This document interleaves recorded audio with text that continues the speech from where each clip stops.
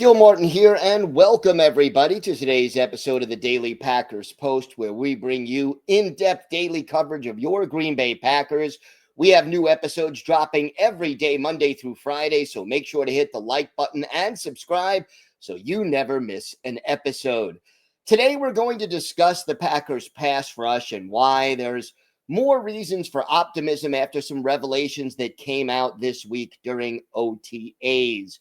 The first thing concerned defensive tackle Kenny Clark, and it turns out that Clark revealed that he played the entire 2024 season with an injured toe. Now, the injury occurred in week one on the slippery turf in Brazil in the game against the Eagles, and he never really was able to recover. As a result of the toe injury, Clark couldn't get the same kind of burst off the snap of the ball, tougher to change direction and get the usual power that serves him so well when he tries to move an offensive lineman back off the line of scrimmage at the snap of the ball.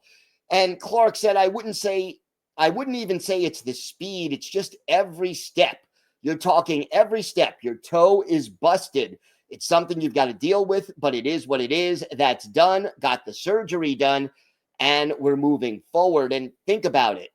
Clark had 7.5 sacks in 2023. That number went all the way down to 1 last year. He had 9 tackles for loss in 2023, cut that by more than half down to 4 in 2024. Now, Clark, to his credit, did not complain, played through it, did not miss a game, did not use the injury as an excuse, but if he can regain some of that explosiveness, he might be able to get back to closer to the high caliber of play that made him a 3-time Pro Bowler. Then there was Lukas Van Ness, the team's former first-round pick out of Iowa, and Van Ness apparently broke his right thumb last season. He had a cast on it for the first 11 games of the season.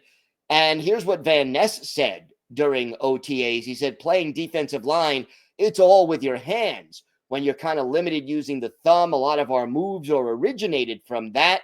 I don't know if any of you guys have ever broken a thumb or a hand or anything. You kind of get a little bit of a mental block.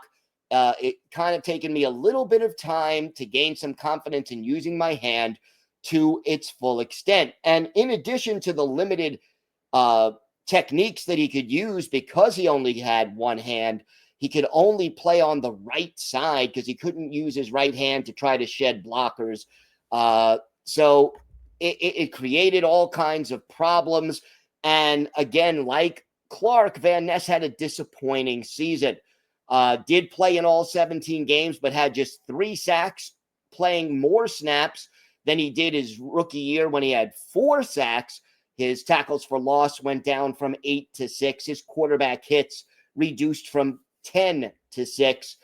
And I guess the more disappointing thing is Van Ness did not take that second-year jump. He was pretty good against the run, but really struggled to take his pass rush to another level. And there are a few other reasons for optimism on top of those 2 injuries, which we were not fully aware of a year ago.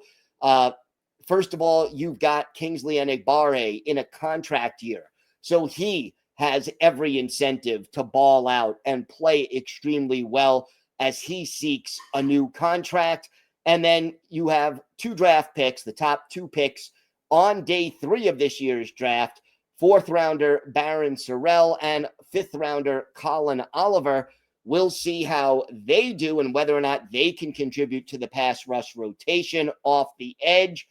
But the hope is that as a result of better health for Van Ness and Clark, and maybe the contributions of Enagbare and Sorrell and Oliver, that the Packers can get more consistent pressure on opposing quarterbacks using their front 4. And why is that important? That's what Jeff Hafley, the team's defensive coordinator, wanted to do. And in order to do that, it'll freeze up a lot of things. First of all, you don't have to blitz as often, which is definitely advantageous. And then it allows you to be more aggressive with your secondary rather than having to play more of a conservative cover two all the time. So it really would have an impact on the Green Bay defense in more ways than one if the Green Bay Packers can improve their pass rush this year coming directly from their front four. Now, obviously, the potential is there. It's now up to the players on this roster to get the job done, and we'll see if they've got it in them.